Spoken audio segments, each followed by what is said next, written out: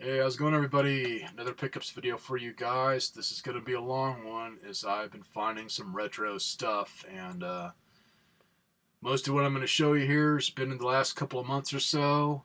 I also found something out in my garage in one of my hoarder bins. It's a small pile of comic books that I picked up a while back, to where when I saw them, I didn't care if they were valuable or not. They're from the 70s, but they have to do with some toys that I used to have when I was a kid back in the day. I never knew they did comic books on them, so really cool to find them. So anyways, because some of the other stuff that I found recently is comic book related, I'm going to show all of it at once as they're all from the same era. So anyways, start with the closest thing to me here.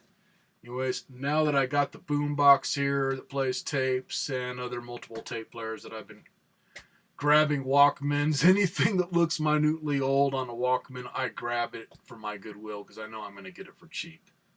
I did find a Sony and I think an old Memorex Walkman. Both of them have problems, like mud and water. One of them, when I pop in a tape, which is I think the Memorex one, makes everybody sound like they took a shit ton of speed. The Sony one makes everybody sound like they got sick of taking speed and decided to try downers. And so it's like one really fast, one real freaking slow. So I don't know what's wrong with them. I might open them up, or otherwise screw it, because they're not as worth as much as I thought they'd be. So anyways, I'm not going to show those.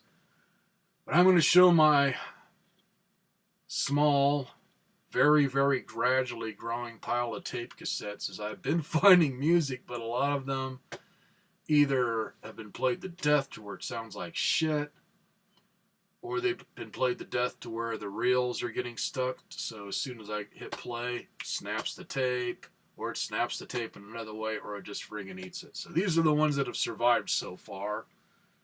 And mostly classic rock, early 80s metal, whatever. So I'm going to start with the most recent one, which so far plays. And this is, 1980. Really, I got it because there's one song on it that I've always liked. Anyways, this is Journey Departure. And my favorite Journey song is Any Way You Want It. So, cool to find it. This one I only picked up because it's AC/DC. It's got Highway to Hell. This was pretty cool to find. Bon Jovi's first album. And this one, I'm just keeping it for the cassette box in case I find it again. Otherwise, it's been played a lot. And that's something I've noticed with a lot of the newer cassettes. Tell, man, quality got really shitty starting around the mid-90s. Which, this one, let's see, when did this come out? Yeah, this was, well, okay, take that back. More like the 90s. I didn't realize this goes back to 1990. Anyways, one of my favorite Pantera albums, Cowboys from Hell. But it sounds like it's been played to death. It kind of drags a little bit occasionally. It was cool to find it. One that I played the shit out of back in the day, and this one's in good shape. This is from 1986, Cinderella Night Songs. And not one of my favorites, but good enough, and it seems to play good. It's Billy Idol, Charmed Life.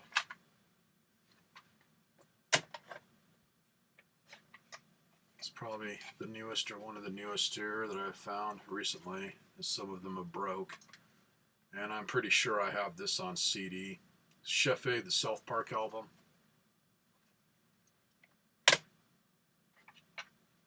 One of the non-heavy metal groups that I liked back in the day, and I used to have this tape, Cars' Greatest Hits.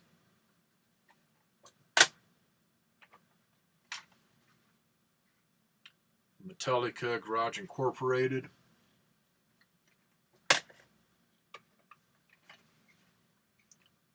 Sammy Hagar VOA. This is the one that has I Can't Drive 55, which kind of is dated now. It's freeways around here, it's either 65 or 75, so times are changing. It's cool to find. And then really cool to find. So I've always liked this one. Van Halen's first album that has Running with the Devil. So anyways, that's what I have found so far on the ones that have not bit the dust.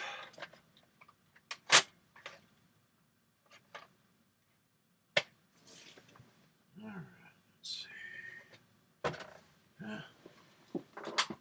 Show you what I picked up the same day where I wasn't able to get the Wii at Goodwill, but still I'm pretty happy because these are like friggin' new. This is where, man, I went through everything like a psychotic hoarder. Man, I was digging through all the bins full of miscellaneous crap. I was digging through the clothing bins because I was hoping like hell there'd be a game system with these because they are so nice looking. Anyways, got a couple of Pointmaster joysticks for the Atari 2600 or compatible, and they are like new. I mean, everything about them, just, they look new. Like either they haven't been used or hardly used, because usually with Atari stuff or anything that has this kind of plug, there'll be little scratches in there from plugging it in and unplugging it constantly. These are just really clean. So anyways, got those, and then same with these. They look like they've either not been used or just barely. A couple of Atari paddles. Anyways, I think all this was like $2. Might have been less, like $1.75, but usually when it's like that, I just chip in the last quarter and round it off or whatever. Did that on my last trip, just rounded it off to the nearest dollar because I knew I had a little treasure trove.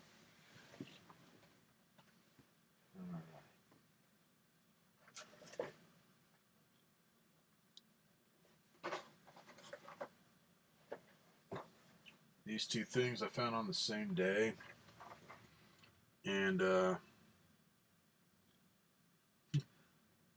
don't have it around where I can show it to you, but that Rubik's type ball that I got where it's got the beads that slide, I finally solved it. And there's a few videos here on YouTube of a guy showing how to do it and another guy showing how to do it, but I kind of did the opposite, where they were saying solve the large rings first that are going around the middle of the ball and then do the top and bottom. Anyways, I did it backwards. Solve the top and bottom rings and then the middle rings. Once I got all the colors in that area, easy enough. But getting the first two, it took a while. That thing was hard. This, to me, is like a clusterfuck, man. I was messing with it last night until I gave myself a headache. And they had two of these. This is the Master Edition. They also had the smaller one, but it was really messed up. And this box is pretty messed up, but the actual toy in it is not bad at all.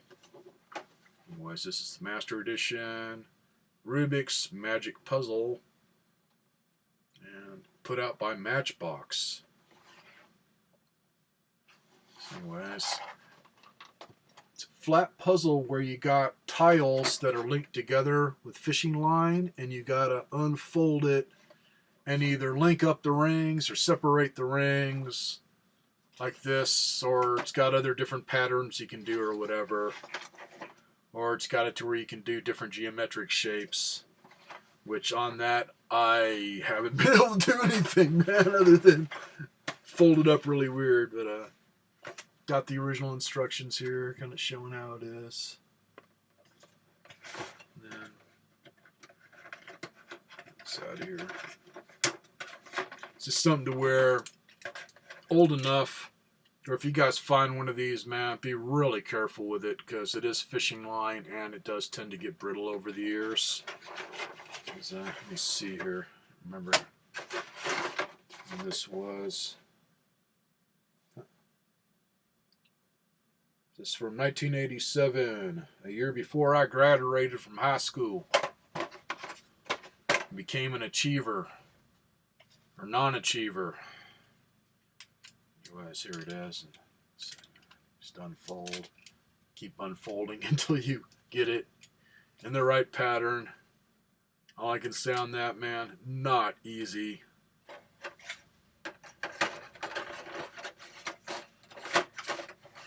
And this thing, I'm figuring I paid $1 at most. Maybe even less than that, man. It could have been like 50 cents. That's the thing. It's like, it used to be they just went by the weight, which cheap enough. But now everything's got individual pricing. So they got to figure out, okay, what category does this fit in? And then they just come up with a price, which my Goodwill's pretty good about that on not making the price too high. Otherwise, if it sounds too high, sometimes they'll lower it for you. Let's see, box not in the best shape, but somewhat in one piece. So it looked like it was taped up for a bit with maybe masking tape or something. So anyways, first vintage, retro, whatever puzzle.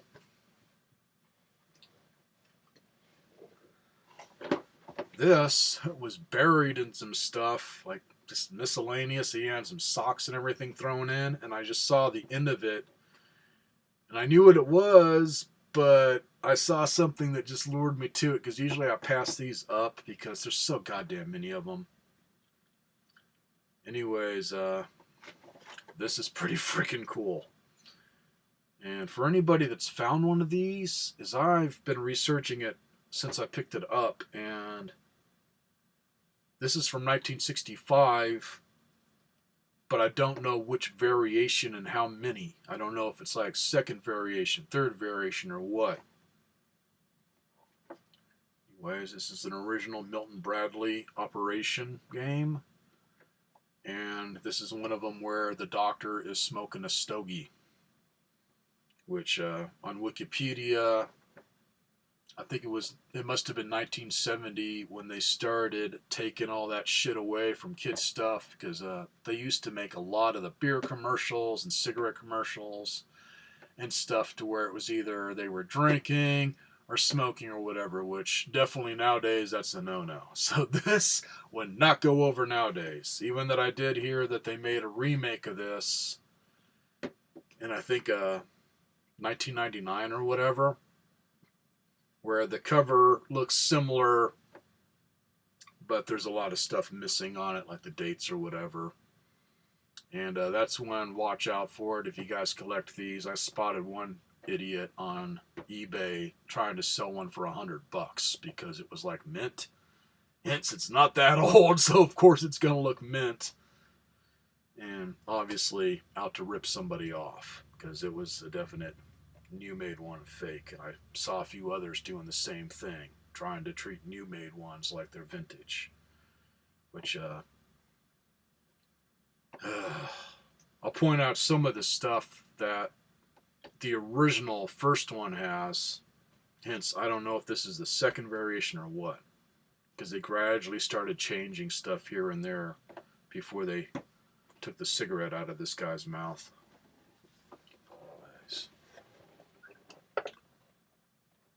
First off, not in bad shape at all. It is missing some of the pieces. Pretty sure I don't have all the money and all the little cards, but I got enough to where you could play it for a little bit. But when it comes to little pieces that you pick out with the tweezers, some of them got jammed under the cover part of it as the picture of the guy, so I thought I had less, and then when I was messing with it, I heard stuff moving around and gradually got them out. I believe there's 12 pieces, so yeah, I got 6. And what's cool, I can find these easy enough for just newer made ones, and on the pieces they haven't changed anything. It was just the box art. Let's show you close up here. As you can see, the dude is smoking and ashes are falling on the patient's face. It just, man, you think about the way they are nowadays, and that just doesn't look right, man. Got these two old bastages working on the poor guy, and then they got a couple little kids, you know. Child slavery, whatever. So anyways, as you can see, this is the one that says skill game. Where you're the doctor.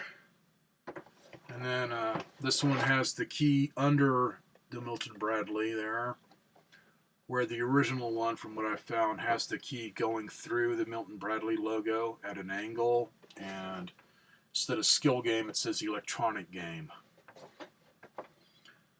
Otherwise, there's really not that many changes to this one.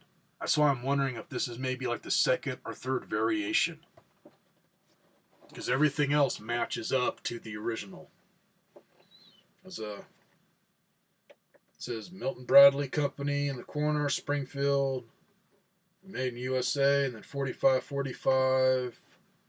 Then ages 6 to 14, successful operations, earn money, failures set off alarms, which his nose and the alarm work, which it is a little touchy.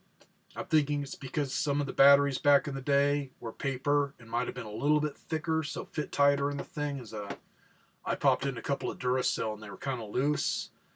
And that's where I'll point out something here that, why is it here? And then I realized what it was for. It has to do with making the battery fit tighter. Otherwise, bottom of the picture says 1965 by Milton Bradley Corporation under Byrne and Universal Copyright Conventions, U.S. patent number 3/333/846, type D batteries, 2 required, not included. And first thing that I was hearing on all the sites saying how to point out a newer made one or just an outright fake is if the instructions are printed on paper. The original one and this one, instructions are printed on the inside of the lid. This is how it should be. Show you the sides here. Just really good condition for something from 65, man. Whoever had this took good care of it. I'm thinking some senior passed away that just had a whole bunch of old game stuff and just everything got donated to Goodwill. I'll see that a lot at my store, to where you can tell it's somebody that just passed away and just hoarded everything, as in never threw away anything, and it just all ends up there.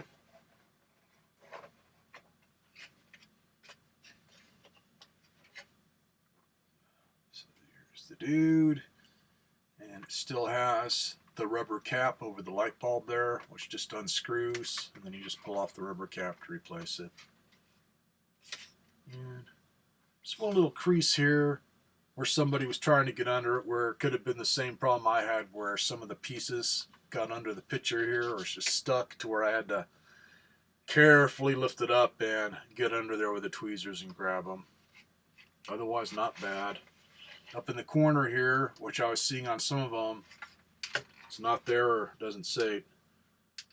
Says same thing as it says on the box cover, 1965 by Milton Bradley under Byrne and Universal Copyright Conventions, made in USA. And it should also say on the back of it here, Milton Bradley stamped on it, made in USA, 4545/. Oh, I wonder if this haven't looked it over good enough, guys. I wonder if this has to do with anything on the variation. It says 4545, like it says on the box, then /1H. And then U.S. patent number 3/333/846. Wise. Load the two batteries here, and what I was saying on them being loose is, as you can see, that's a bit of an opening there. So if you tilt it up like this, boom, your batteries fall out anyways. have this piece of cardboard, and when you got your batteries in, it fits just right around the outside of the battery to hold it in place good. Because at first I didn't know if it was working right or not, because the batteries weren't making good contact because they were getting loose. So the buzzer would kind of like half-ass go. With that cardboard in there where they're nice and tight, oh, it's loud. It sounds like one of my deceased father's old farts, man. Just loud and nasty. I'm thinking it's one of those things where it's got a little motor in there and a spinner with little flaps that hit the side of the plastic or maybe even the back of the cardboard here, because it sounds like but it does work good. It's where until I find one, I don't know if the new ones have an actual electronic buzzer in it or not. I'd say this is kind of like my my Star Wars thing that I found a while back, my TIE Fighter that's from the 70s. That's the way it makes the noise. It's got just a little motor with a flap on it that hits the plastic. Kind of like sticking a baseball card and the spokes on your bicycle. Same sound. Let's see. I haven't counted the cards yet. I just bagged everything up. So I found 6 of the pieces. So there's the doctor cards there. And then some of the money.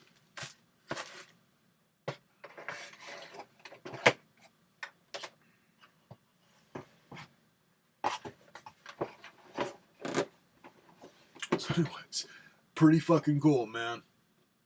On value, that's another thing. eBay, it goes up and down, man. There's so many freaking variations. Unless you have the original first one when it came out, it's hard to know on the value because it was going up and down on stuff that's for sale now and also stuff that's been sold. So I don't care. I plan on holding on to it for quite a while, so it's just a cool display piece.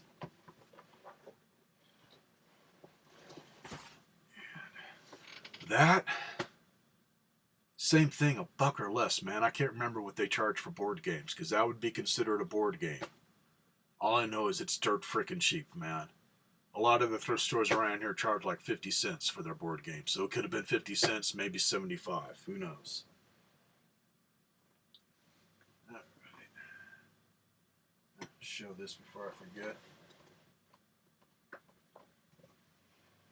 Thought this was kind of cool. Just going to hook it up to my tube TV and have just my retro systems hooked up to it, like Atari and Television, ColecoVision, and maybe one of my Laserdisc or video disc players. This is a big, heavy, chunky version. I have no idea how old this is. There's no date anywhere on it that I could find, other than it gives these crazy-ass instructions, but I added these on so I can just plug in the game systems. So it's all coaxial, and then one spot that's strictly for video game systems where it's got the RCA for like hooking up an Atari or Pong or whatever. Anyways, you can get these where it goes from coaxial to RCA, and then they just screw on.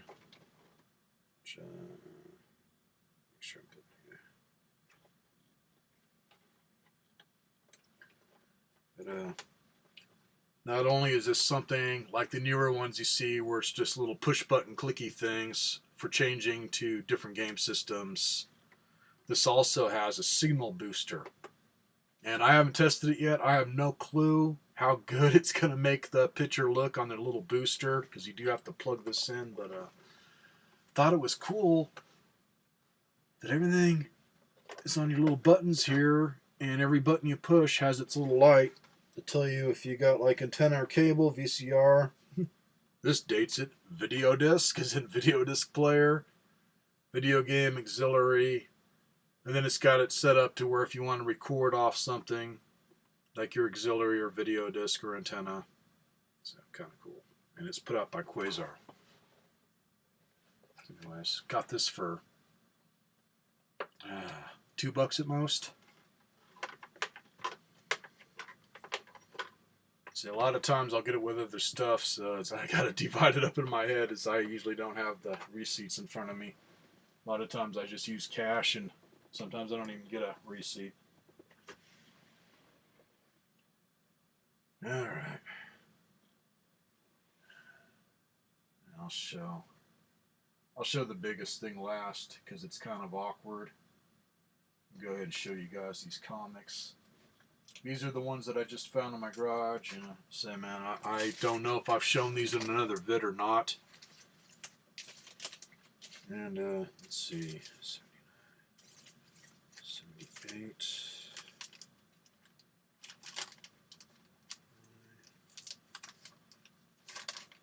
I think they quit making both of these toys in the 80s. Yeah, it's all 78, 79. Anyways, start showing them here. This is number 5 of June, 1979, Marvel Comics Group, Shogun Warriors, Into the Lair of Demons.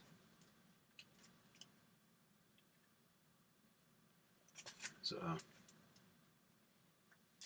see if they show the ones I got. So far, I'm not seeing. What I got? Huh. Check some here. No.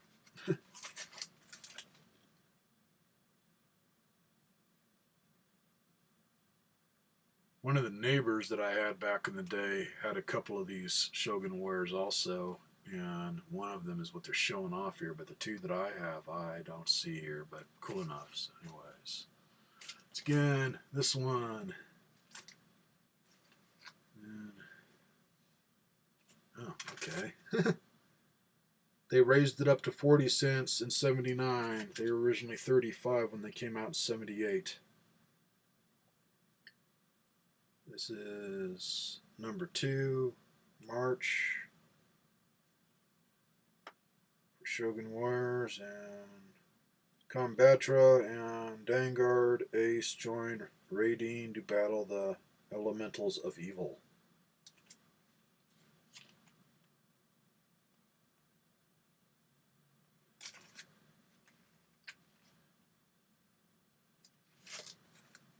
Okay, this must have been right before they were going to change it or whatever. Let's see. 2. Now. Huh. 78.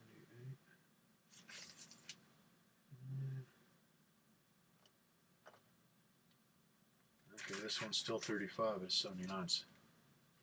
Whatever. Anyways.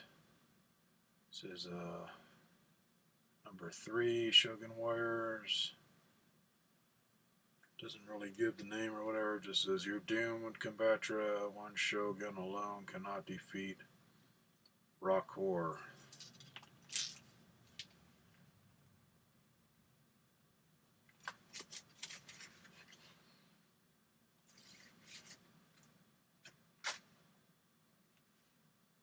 Okay, I thought I had all the ones in order here. Sorry for showing them out of order. Anyways, I got, looks like 2 through 5. So anyways, here's number 4 from 1979. I wanted 40 cents. So, Combatra times 5, Menace of the Mech Monster.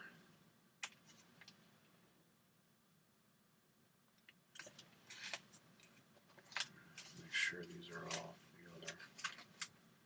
Let's see.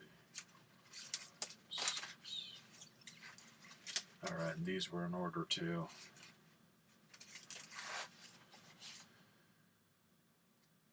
This is something to where I've got one left of the action figures that I've had since I was a little kid. It was the only one my nephews didn't totally destroy or lose or whatever. So once I had them living with us, man, I lost a lot of my toys. I mean, my nephews, they were destructive little shits. Which, fortunately now, I don't care anymore. I'm starting to rebuild the collection.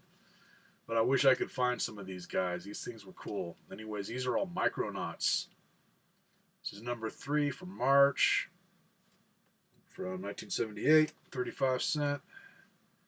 They came from inner space, the Micronauts. Death duel at Daytona Beach.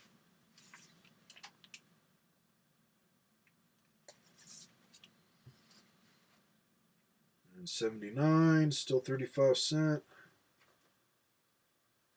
Another Micronauts Death Stronghold.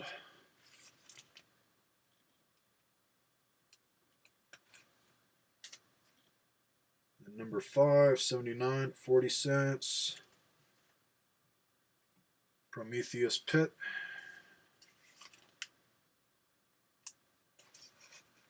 Then the last one here, number 6, 1979, 40 cents. Doesn't really have a name for it. Oh, cool enough.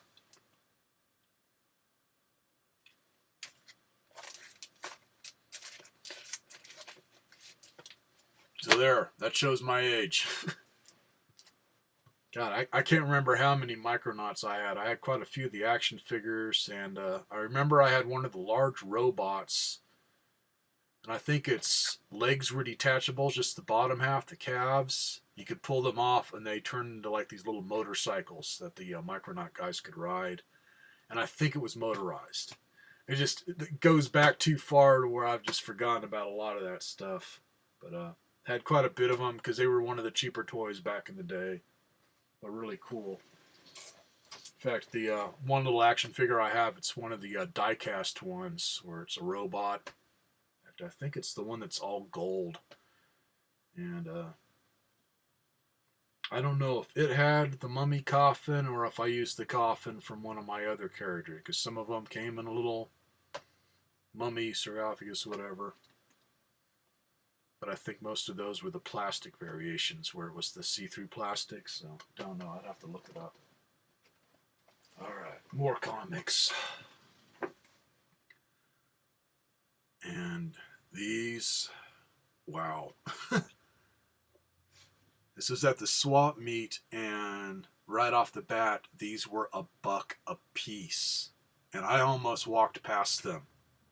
This is one of those things to where sometimes it'd be crazy shit that leads you to something. As my mom used to sell Avon back in the 60s. So I've got a few boxes full of the old Avon cars perfume. Anyways, this lady at the swap meet had 2 huge tables. And also some smaller tables and chairs and stuff covered in Avon cars. Either loose or boxed. And I always check them out because some of them are worth a bit, especially if you find any that are like milk glass or whatever, they can be worth a bit. But, didn't get any of those. But first thing I found was the electronic game, and then as I was leaving, I spotted something else, and then saw these, piled up, and just grabbed the stack, held them up. How much? Oh, those are $1 each. And let's see, where are the dates on these? I think this is the newest.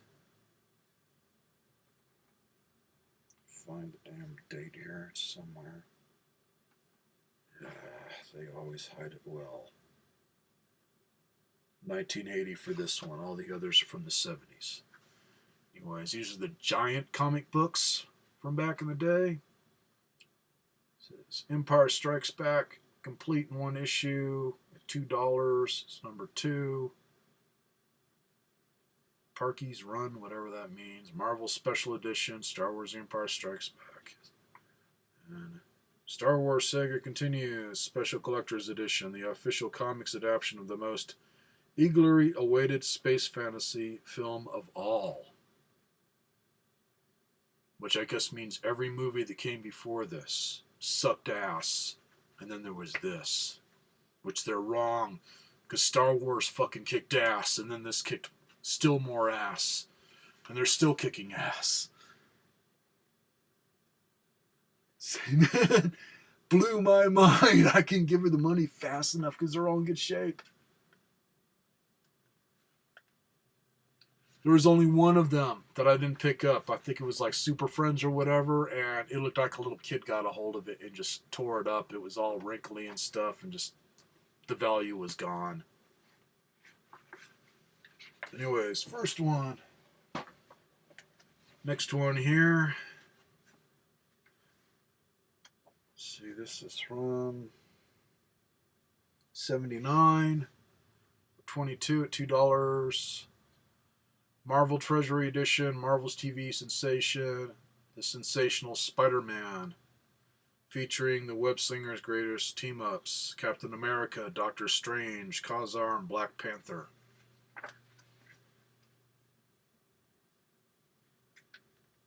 Just fucking badass, man. What I'm thinking of doing with these is getting them all framed so I can just have them on the wall for display, man. Because they are definitely display quality. It's just hard to decide, man. I like the front and the back on some of these. It's too cool.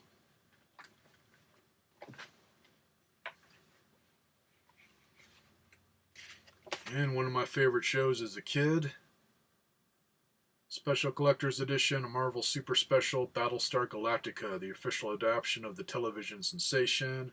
This one was $1.50 in full Marvel color. This is from '78. Oh, got to lose him there.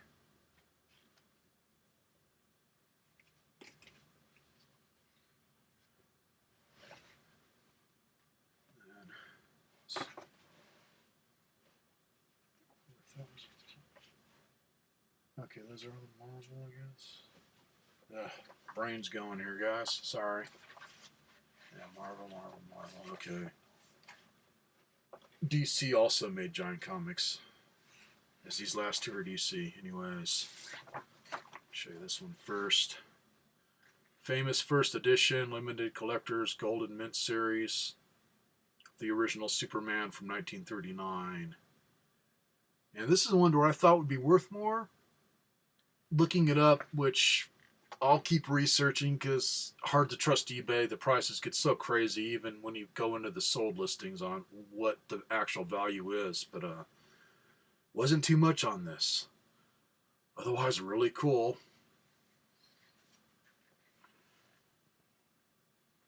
It's showing a small version of the original cover there. 10 cents, and them days are over. And then you open it up, and another cover here in full size to show you what it looked like. And then the back of it. It's really freaking cool, man. This is some like some of the other stuff I was showing. I don't care how valuable it is, man. It's just too freaking cool to find this in such good shape. And another Superman one here. This is for Superman the movie. Collector's album of the most spectacular movie ever made. Co-star, or stars, costumes, set design, special effects. Shows a lot of screenshots out of the movie, and then it's got little comic variations of the scenes or whatever.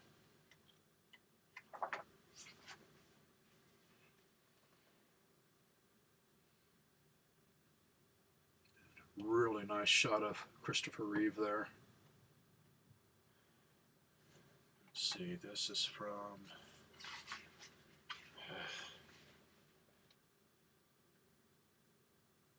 '78. Man, couldn't believe that you only wanted $1. I love finding those kind of people that swap me, because usually, man, they have looked up every fucking thing on eBay, and that's what they want is the eBay price.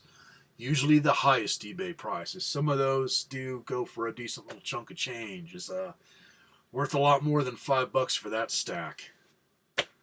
You never know, man. I think it's one of those things, she had enough stuff to where she just wanted it gone.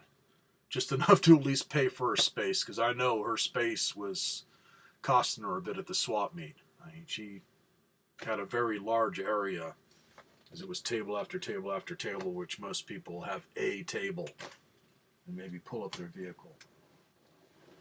Alright, here is the other thing that I saw after the Avon stuff, man, and this just looked freaking cool. And it plays a lot like Simon, which does different things. I didn't play it for too long because the sounds get annoying, but it starts out with melodies, and then you got to hit one of the buttons when that melody is over, and then it goes into something else. And like the comics, this is in really good shape on the box, and the game inside looks mint. Like either this barely got used or not at all. Anyways, this is Maniac electronic game. And it is made by Ideal. Ages 8 and up, 2 to 4 players, number 2077/6. Fiendishly clever, paranoid electronic game that tests your senses in 4 different ways. See bottom of box for details. Takes 4 C-cell batteries, not included. Man, this thing just screams old school. I love that box art. It's just freaking cool. Now let's see, this is from... Where's the damn date? Sod. I was there. This is from 1979.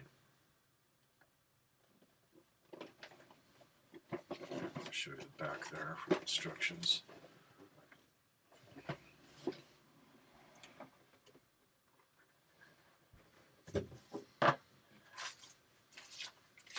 And because I had another brain fart, if I didn't say it, this was $2.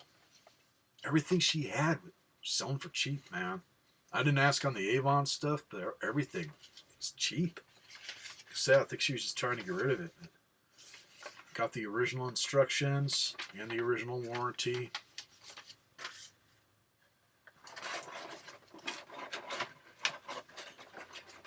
Did say this is going to be a long video now that I'm going over 40 minutes here. This one's going to take a while for me to upload, but I wanted to show everything off good. Yeah. Stamped Ideal Toy Corp on the back and then 1979. And unfortunately, the person that had put on the rubber feet, as it shows in the instructions, that they were detached and all the rubber feet are good. They're not dry rotted. Man. Mint condition. Just friggin' awesome. See what I mean, man? It's just cool looking. When you turn it on, I don't have any batteries in front of me. It's got like, lights up 88, and then it start playing the melodies after a few seconds. And then, like I say, you gotta hit the button, which I was just doing one player, which it kind of half-ass allows you to do that, but it's supposed to be you're competing against somebody instead of the computer. And then, like I say, if you hit your button first at the end of the melody, you'll get like 2 points and then a few more points. And the better you do, the harder it gets to start playing longer melodies. Otherwise, if you're doing really crappy, I guess it stays at around the same level until you start getting better. So it won't piss off little kids or whatever. I know a lot of little kids, like my grandnephew, give up easy on this kind of stuff once they start losing.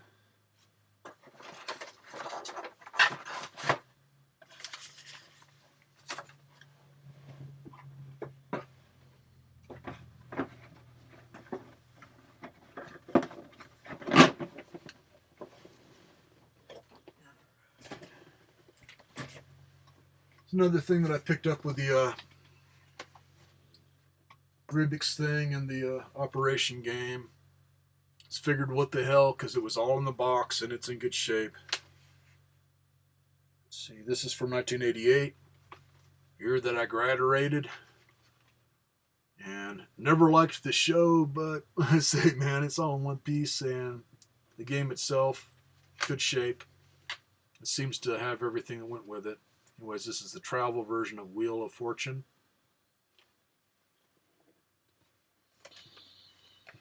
See, it all unfolds. You got your spinner there, and they give you a marker and something that's kind of supposed to be like what we'd have as a magic eraser nowadays, so you can wipe off the ink, to where you literally write on the plastic for the person's name and then their score. Otherwise, it's got slot up to the top of it where it fits in the cards for the questions or whatever. I haven't messed with it too much, but I say everything's in good shape. So, this was probably less than $1. It was probably like 50 cents. All right. finding that operation game cool enough, man. It's definitely worth a lot more than what I paid. This that I'm going to show you, definitely worth a bit more than what I paid. So they had a sticker on this for $3, and this is something to where anybody that's into collecting fishing rods, fly rods, vintage stuff, maybe you might know the value of this. Is I'm gonna just give an estimate of ones that I've found that are similar to this. It's not the same maker, but very similar to it. About $50 or more. Anyways, this one is made by Tone. It had the sticker on the front, and some jackass, I don't know if they were working for Goodwill or maybe the previous owner, is this one comes in a wood box, and one of the hinges lost the nail, so it wasn't staying closed good. They wrapped like either duct tape or masking tape around the box right over the freaking label, which obviously somebody at my store peeled that off and tore off most of the label. So that's all I can really see is Tone and then fishing something. Fishing rod probably. But on looking this up, I cannot find the exact same one. I keep finding similar ones, and all I can see is it's possibly between 1940, 1950s, made in Japan, and all bamboo. Anyways, here is handle, which is in really good condition. All the cork is real nice. Little rubberized cap there is still really nice. Just, whoever had this took really good care of it. Oh, show you these first so I can get them out of the way so I can show you guys the box. Anyways, it had some flies with it. This is the largest, and I don't know if the person that had this made them themselves or if this originally came with some flies that were all handmade. So here's the largest. And then all the rest of them here are pretty much the same size. Okay, here's the second largest. This one looks like it saw a lot of love. It's a little beat up, but still in one piece. And these little bitty ones look like they have never been used. They are still really clean. There's no signs of rust on the hooks.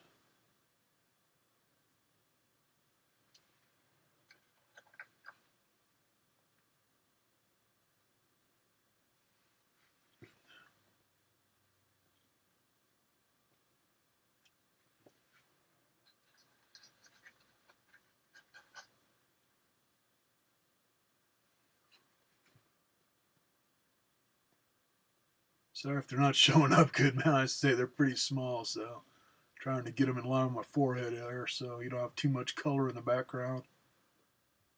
They're all pretty colorful.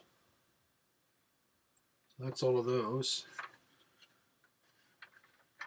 And there's only one part on this fishing rod that I gotta find a way to get it apart without damaging it and get some glue in there to where somebody, obviously, probably somebody looking at it at Goodwill, put this thing together and pulled it apart too hard, but it didn't totally break. It just started to separate, or it comes on the metal pieces to attach the parts of the pole together. Which, the way it is now, man, you can't even tell, other than just a little loose. Which I probably won't repair it because this is something to where I'm going to treat it like my grandpa's fly rod and probably never use it. This is more just a display thing. I'll just put these two pieces together. So it all just slides together. And it still has the logo here where it just says Tone, and then it has a bird above that. Which, the ones that I was seeing, I'm not going to show up good because it's too many angles. Anyways, a lot of the ones I was seeing, that was worn off. So, unless the person knew what they had, you couldn't tell who the maker was, other than it was Japanese. Just really nice bamboo.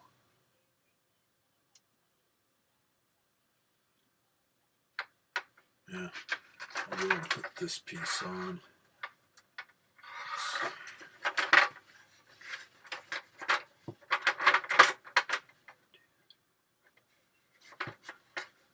This is a 6-piece rod, but what I found is a lot of these, the end piece that's the most fragile, they'd give you a couple of them. So if one starts to break or whatever, you got a spare, and everything's in good shape on that. Otherwise, if you want just a little short fishing or fly rod, this piece here, I'm just going to carefully stick it in there just a little bit. Decent length here. I'd say this is about standard size for just a regular old fishing rod.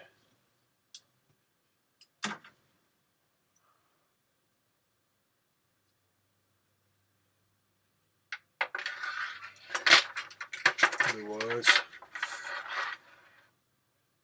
got this piece which has another metal tip so you can make it even longer. Which, like I said, I got to be careful there because it fits pretty tight. So I'm pretty sure that's what happened. Somebody jammed it together and then pulled on it too hard to where this part started to separate. Otherwise, the final piece, quite a lot of length there. I can't remember how long my grandpa's fly rod was. I got it well hidden in here somewhere, man.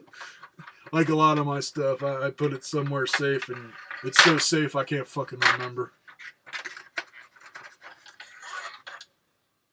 Let's see. Pretty thin there for the end piece if you want the full length. So that's why they give you 2 of them, just in case one snaps. Get it on the box here. I'll show you what the wood box looks like.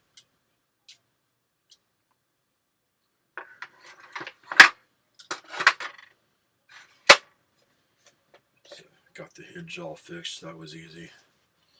I also put some something to bring up here, as I didn't do finish, but more like furniture polish, and it really brought out the color. I do not know what kind of wood they used on this, but it's light enough to where maybe some type of a Japanese balsa type wood, because it really is lightweight stuff. As you can see, try and get a reflection there. Shined up pretty damn nice. You got 2 little hinge clasps up front, but there were some stains on it, but it was like something that just happened, like maybe the person that donated this to Goodwill had rain or something in their garage to where it just left surface stuff. I was able to get all that to come off, as there was a big ring right about here, and I just went over it with a magic eraser and it lifted it all off. Also had a bunch of other little just black marks here and there. Same thing, magic eraser took all that off. The only other stuff that I got to figure out how to take off is, say, they fucked up the sticker to where they wrapped a piece of tape around it. Nice. Right. Show inside here. See me, large compartment, where this is just a tray that they put in and everything slides under it, but 6 small little chambers for flies, and I think I left it out in my desk in the living room, but it did come with a little package of just fishing line, like in case your reel bites the dust or you're just going to use it just in a creek or whatever, where you tie the line on the end of it or whatever. Otherwise, man, all the inside of it's in good shape too. So, wow. It's one of the longest vids I've done in a while, man. It's creeping up to 55 minutes here. Hate to think how big this file is going to be, but I'll try and get it uploaded right away here. So catch y'all later, and say, man, if anybody recognizes the name Tone or has one of these or have seen a site that shows these things, I'm having a hard time finding anything like this. I get on eBay or whatever, or just even doing a picture search and type in Tone, and I find a jewelry maker that made little pins or whatever of fishing rods. Same name. So I don't know if that's what they started doing after they made fishing rods or if it's a different company. So it's kind of throwing me on my searches. But I'll keep trying until I find somebody that has this exact one. Otherwise, like I say, man, 1940s, 1950s, made in Japan. Later, everybody.